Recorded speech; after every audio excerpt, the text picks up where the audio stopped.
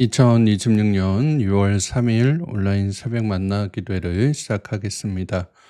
이제 다 함께 사도신경 하심으로 우리의 신앙을 고백하겠습니다. 전능하사 천지를 만드신 하나님 아버지를 내가 믿사오며 그 외아들 우리 주 예수 그리스도를 믿사오니 이는 성령으로 잉태하사 동정녀 마리아에게 나시고 본디오 빌라도에게 고난을 받으사 십자가에 못 박혀 죽으시고 장사한 지 사흘 만에 죽은 자 가운데서 다시 살아나시며 하늘에 오르사 전능하신 하나님 우편에 앉아 계시다가 저희로서 산자와 죽은 자를 심판하러 오시리라. 성령을 믿사오며 거룩한 공예와 성도가 서로 교통하는 것과 죄를 사하여 주시는 것과 몸이 다시 사는 것과 영원히 사는 것을 믿사옵나이다. 아멘. 다 함께 찬송가 465장 함께 찬양하겠습니다.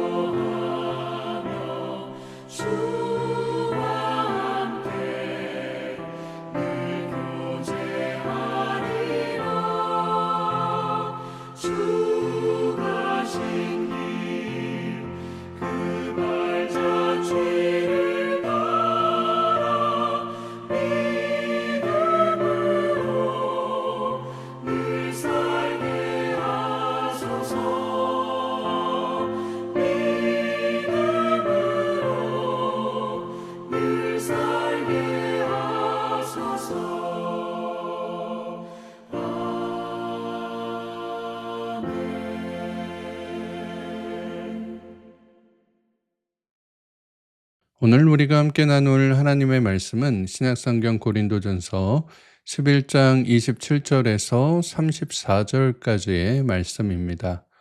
고린도전서 11장 27절에서 34절까지의 말씀을 공동체 성경 읽기로 함께 읽도록 하겠습니다. 그러므로 누구든지 주의 떡이나 잔을 합당하지 않게 먹고 마시는 자는 주의 몸과 피에 대하여 죄를 짓는 것이니라.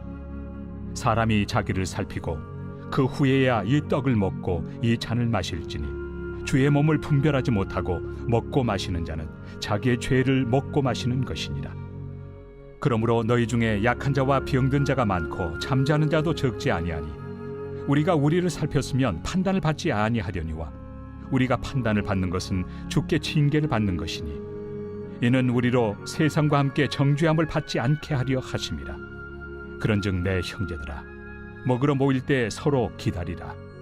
만일 누구든지 시장하거든 집에서 먹을지니 이는 너희의 모임이 판단받는 모임이 되지 않게 하려 함이라. 그 밖의 일들은 내가 언제든지 갈 때 바로 잡으리라. 오늘도 새벽 만나 기도를 통해 하나님께서 주시는 말씀의 은혜와 평안이 사랑하는 서문가족 여러분들과 함께 하시기를 축복합니다. 오늘 우리가 함께 읽은 본문은 바울이 고린도 교회 성도들에게 성찬을 합당하지 않게 먹고 마시는 것은 죄다라고 경고하면서 주의 몸과 피를 분별하고 서로가 배려하는 모습으로 성찬에 참여할 것을 권면하는 내용이 나타나 있습니다. 오늘 본문 27절 말씀에 보시면 그러므로 누구든지 주의 떡이나 잔을 합당하지 않게 먹고 마시는 자는 주의 몸과 피에 대하여 죄를 짓는 것이니라 라고 말씀합니다. 여기 보시면 이제 주의 떡이나 잔을 합당하지 않게 먹고 마시는 자가 있었다라고 하는데 이 자가 누구였을까요? 바로 어제 보셨던 21절 말씀에 있었던 사람들, 자기들끼리 갖고 온 음식을 서로 먹고 또 술 취해서 가난한 이들을 멸시했던 파당을 짓고 분쟁을 일으키는 사람들을 뜻하는 것입니다. 이런 사람들이 애찬이 끝나고 나면 이제 거룩한 척하면서 성찬을 했다는 것인데 지금 바울은 그러한 사람들에게 너희들이 바로 주의 몸과 피에 대하여 죄를 짓고 있는 거다. 그렇게 죄를 짓는 사람들이다라고 말하고 있는 것입니다. 우리가 이야기할 때 어떤 일에든지 태도가 중요하다라는 이야기를 하잖아요. 회사를 이끌어가는 회장님이든 아니면 가게를 운영하시는 사장님이든 어떤 일할 사람을 뽑을 때 가장 중요하게 보는 것 중 하나가 바로 태도다라고 하는 겁니다. 그러니까 그 사람이 어떤 태도로 자기가 할 일을 대하고 있느냐, 이거를 보고서는 이제 일할 사람을 결정하는 큰 이유가 된다라고 말을 합니다. 그래서 성실한 사람, 또 자기 일에 대하여 애착을 갖고 있는 사람, 남을 배려하고 함께 하려고 하는 사람은 어떤 리더든지 좋아할 수밖에 없다라고 하는 거예요. 그래서 막 더 가르쳐 주고 싶고 더 챙겨주려고 한다라는 것입니다. 하나님도 마찬가지다라고 하는 것입니다. 하나님 앞에 성실한 사람, 하나님에 대한 사랑을 갖고 있는 사람, 교회 안에서 사람들을 배려하고 섬기려 하는 사람은 하나님도 더 좋아하실 수밖에 없다라고 하는 겁니다. 그런데 지금 고린도 교회 성도들은 그런 태도가 아니었다라고 하는 거예요.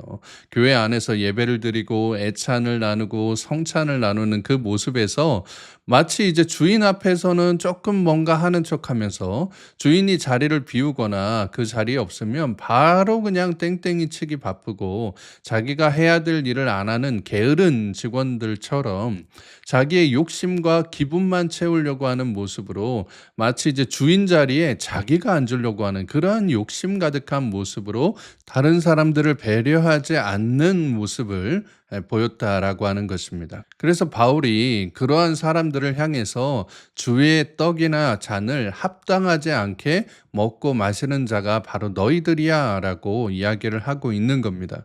그래서 이런 사람들을 향해 28절과 29절에서 이렇게 경고하고 있는 거예요. 사람이 자기를 살피고 그 후에야 이 떡을 먹고 이 잔을 마실지니 주의 몸을 분별하지 못하고 먹고 마시는 자는 자기의 죄를 먹고 마시는 것이다 라고 얘기를 합니다. 예수 그리스도는 너희들의 죄를 사하려고 아무 죄가 없으심에도 십자가에 달려 죽으셨는데 왜 너희들은 그 사랑과 섬김을 분별하지 못하고 자기의 욕심과 고집으로 성찬을 하고 있느냐. 너희들의 지난 모습을 한번 살펴봐라. 그 후에 이 떡을 먹고 이 잔을 마셔라. 그렇지 않으면 그 죄가 너희 입속으로 들어갈 거다라고 경고하고 있는 거예요. 그리고는 이어지는 30절 말씀을 통해서 이 경고가 그저 말뿐이 아님을 말해주고 있습니다. 이 30절 말씀을 보시면 그러므로 너희 중에 악한 자와 병든 자가 많고 잠자는 자도 적지 아니하니 라고 얘기를 합니다. 여기 30절 맨 앞에 보시면 그러므로라고 나오잖아요. 그러니까 28절과 29절 말씀과 같이 이러한 성찬의 의미를 분별하지 못하고 자신들의 죄를 먹고 마시는 사람, 그런 사람들이 많은 이 고린도 교회가 그러므로 그러한 사람들이 행한 태도로 인해서 이런 결과가 나타나게 되었다라고 말을 하고 있는 것입니다. 그래서 바울이 어떠한 모습이 나타났느냐라고 하는 게 약한 자와 병든 자, 그리고 잠자는 자도 많아지게 되었다라고 말씀합니다. 그러니까 여기 나오는 이제 잠자는 자는 이제 죽은 사람들을 의미하는 것인데요.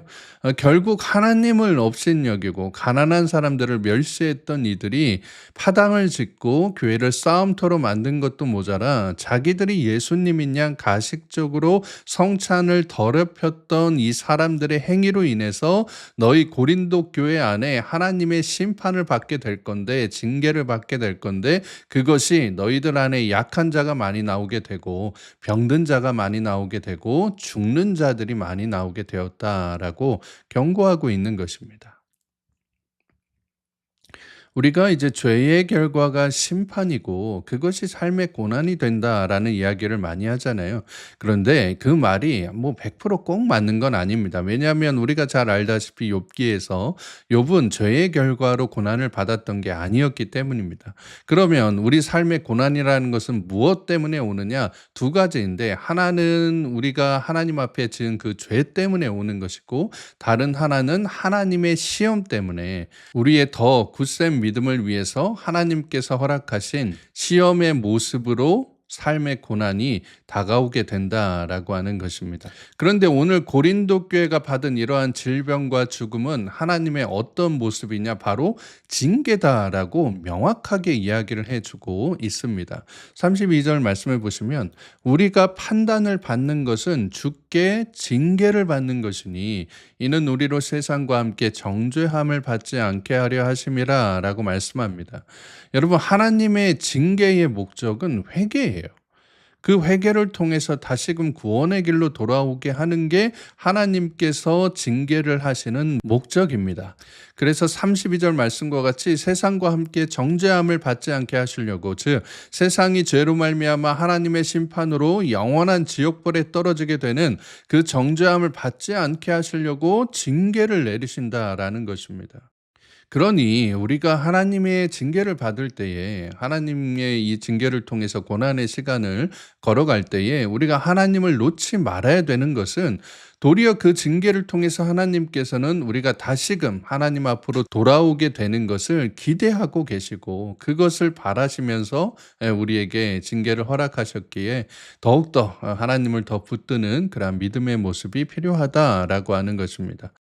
그러면 우리가 어떻게 하면 그렇게 하나님 앞에 나아가고 또 하나님을 붙들면서 이러한 징계를, 또 시험의 때를 잘 이겨낼 수 있느냐? 서로 배려하라라고 하는 거예요. 서로 함께 하면서 그 함께함의 능력으로, 그 위로로, 그 마음 나눔으로 이러한 어려운 시간들을 잘 이겨내 나가라라고 이야기하고 있는 것입니다. 그래서 본문 마지막 절 33절과 34절 말씀해 보시면 이렇게 권면하고 있는 거예요. 그런즉 내 형제들아, 먹으러 모일 때 서로 기다리라. 만일 누구든지 시장하거든 집에서 먹을지니 이는 너희의 모임이 판단받는 모임이 되지 않게 하려 함이라. 그 밖의 일들은 내가 언제든지 갈 때 바로잡으리라 라고 말씀합니다. 33절 말씀에서는 서로 함께 애찬을 나눌 때에 서로 기다려주라 라고 말씀하죠. 그리고 34절 말씀에서는 배가 고픈 사람은 집에서 미리 식사를 하고 와라 라고 이야기를 합니다. 그러니까 이 두 가지 당부는 어떤 마음이냐면, 사도 바울이 서로를 배려해라, 서로를 좀 아껴주어라 라고 하는 바울의 이 사랑의 메시지인 거예요. 이 배려가 없을 때에 너희들의 모임은 판단받는 모임이 된다는 거고, 그 판단을 우리 주님께서 하신다라는 것입니다. 그리고는 징계하신다는 거예요. 사랑하는 여러분, 교회가 사랑으로 가득하려면 예수 그리스도가 살아계신 성령님이 충만하신 교회가 되려면 서로를 아끼고 배려하는 모습이 있어야 합니다. 나만 괜찮으면 되고, 나만 먼저 먹으면 되고, 나만 기분 좋으면 된다라고 하는 그런 모습은 교회에서뿐만 아니라 사회에서도 아마 그 공동체 안에서 많은 사람들이 가장 싫어하는 유형의 그런 사람이 아마 모습일 것입니다. 오늘 하나님께서는 그러한 배려가 사라진 교회, 그러한 서로에 대한 섬김과 마음 나눔이 사라진 교회에 징계를 내리신다라고 말씀하고 계신 거예요. 그것은 교회를 망하게 하려고 하시는 것이 아니라 교회를 살리시려고, 교회를 다시 주님 앞으로 돌이키게 하시려는 하나님의 사랑이 가득 담긴 기회의 메시지임을 우리가 꼭 기억해야 되는 것입니다. 물론 징계가 사람에게나 교회에게나 참 힘든 시간입니다. 오늘 본문 말씀처럼 사람이든 교회든 병들고 또 아프고 죽는 그러한 모습들이 많이 나타난다라고 하는 것은 언제나 힘들고 슬픈 일입니다. 하지만 히브리서 기자는 우리에게 이렇게 권면합니다. 무릇 징계가 당시에는 즐거워 보이지 않고 슬퍼 보이나 후에 그로 말미암아 연단받은 자들은 의와 평강의 열매를 맺느니라라고 말씀합니다.